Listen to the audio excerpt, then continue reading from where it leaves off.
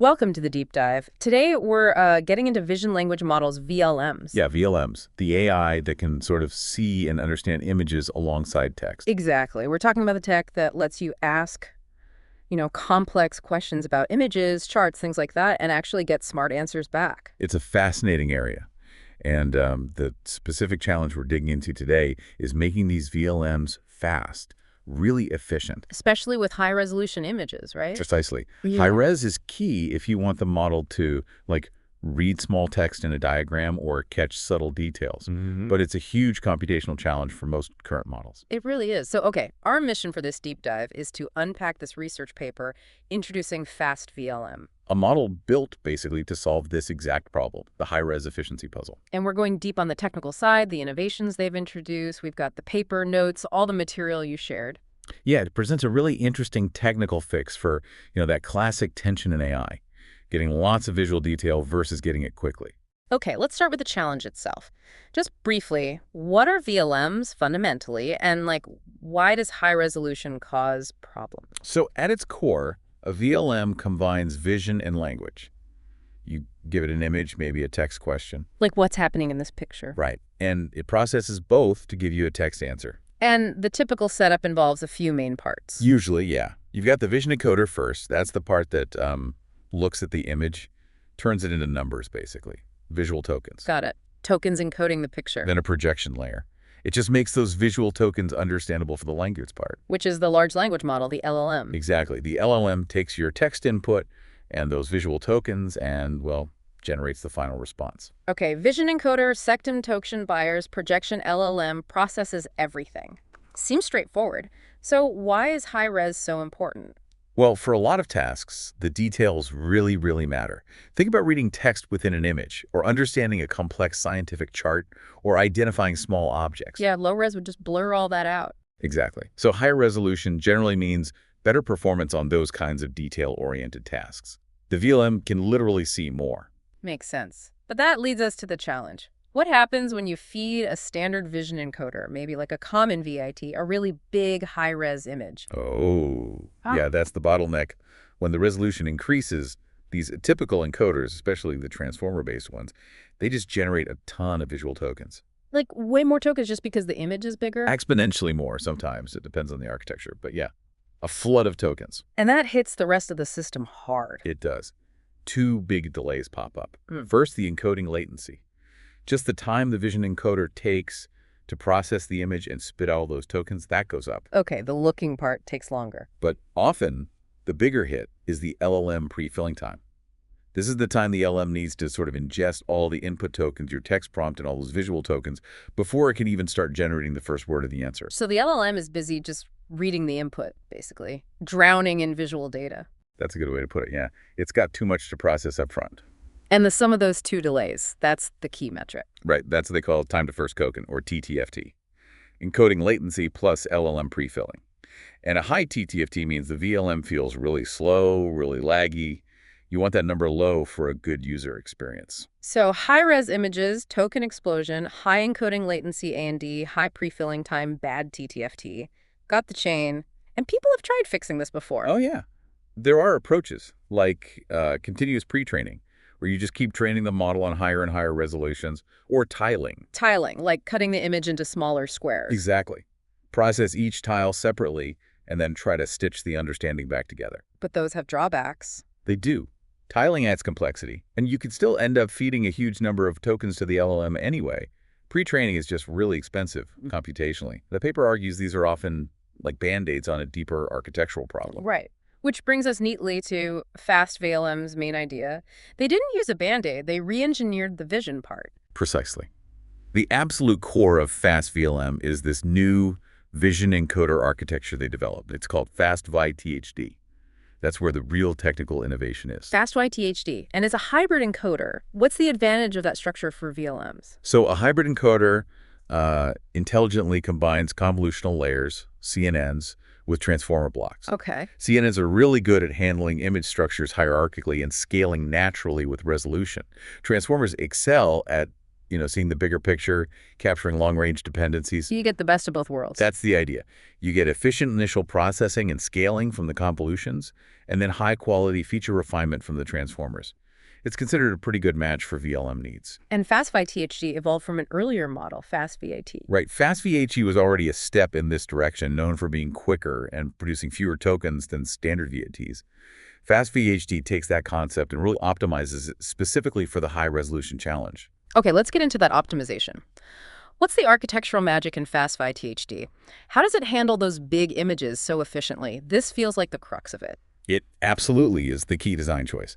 FastViTHD has a deeper and more hierarchical structure than many other vision backbones. Most might have, say, 4 stages. FastViTHD has 5. 5 stages, okay. And critically, it includes an extra downsampling stage quite early on in the process. Extra downsampling, why is this such a big deal? It's all about where the heavy computation happens. The most expensive part of transformers is the self-attention mechanism. By downsampling more aggressively before hitting those main attention layers, you drastically reduce the size of the data that self-attention needs to process. So you shrink the problem before the hardest part. Exactly. In FastViTHD, because of this extra downsampling, the self-attention operates on feature maps that are spatially reduced by a factor of 64x compared to the input image. 64 times smaller. How does that compare to others? While some other models, like they mentioned Vitamin, might only downsample by 16x before the main attention stages. So 64x is a significant difference. And the direct consequence of that 64x downsampling is fewer tokens. Massively fewer tokens. That's the payoff. The architecture, by its very design, just outputs far fewer visual tokens to the LLM. The paper gives numbers.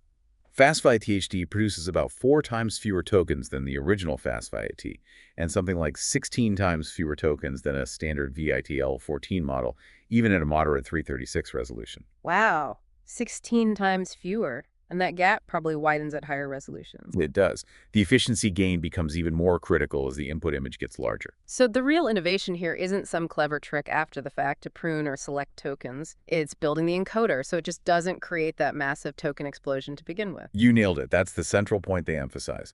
FastViTHD finds that sweet spot between capturing detail and managing token count through its inherent structure. Its deep hierarchy and aggressive early downsampling mean it naturally produces a manageable number of high-quality tokens. Which means you don't need those complex add-ons like external token pruners or resamplers. Exactly. It simplifies the whole VLM pipeline because the efficiency is baked into the vision encoder's design. It's a fundamentally different approach. That sounds, well, really elegant from an engineering perspective. Solve the problem at the source.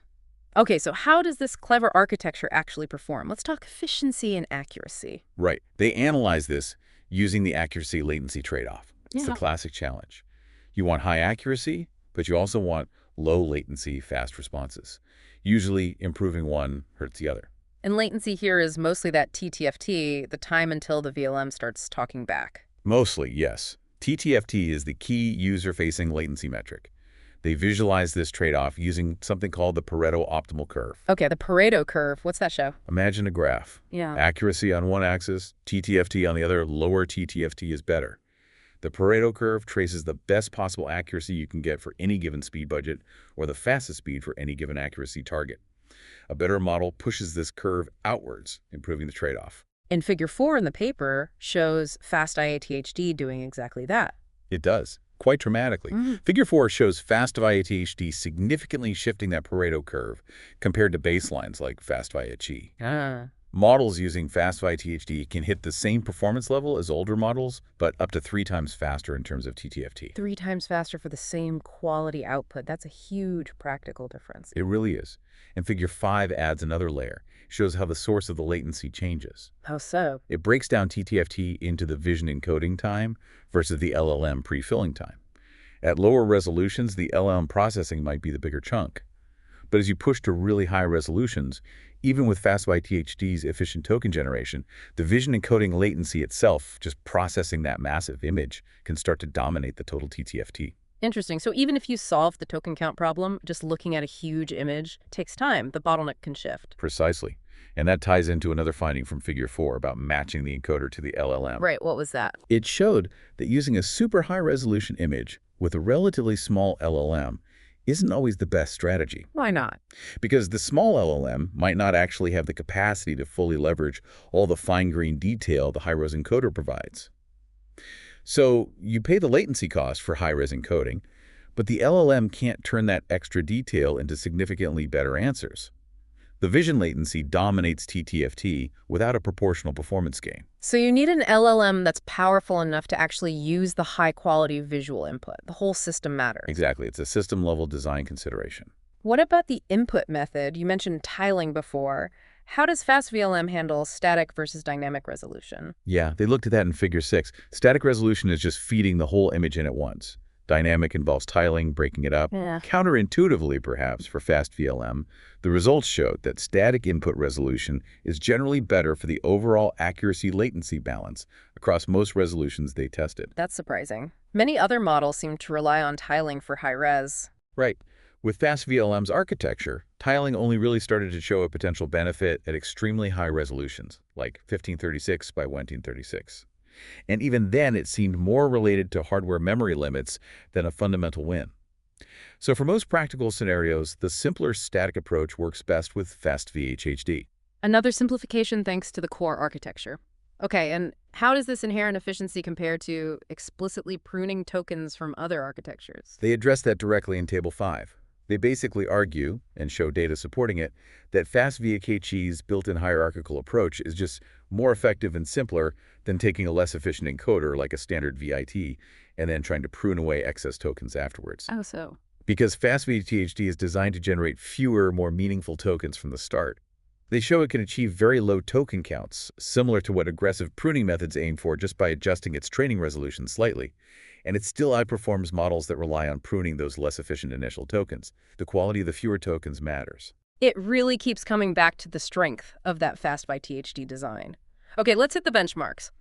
How does FastVLM actually stack up against other state-of-the-art models? The results in Tables 6 and 7 are pretty impressive. Let's take LLaVa-OneVision as an example. At a high resolution like 1152 by 1152, using the same small LLM, FastVLM gets comparable or better scores on benchmarks like SeedBench, MMMU, DocVQA. Okay, similar quality. But, and this is the kicker, it achieves this with an 85 times faster time to first token. And the FastViTHD encoder itself is 3.4 times smaller. Whoa, hold on. 85x faster TTFT and a much smaller encoder for similar accuracy. 85 times faster. Yeah. It's a massive efficiency gain, highlighting how well FastViTHD works for high-res tasks without bogging down. That's staggering. What about others, like conv-LLaVa? They show advantages over conv-LLaVa too, which uses a purely convolutional encoder.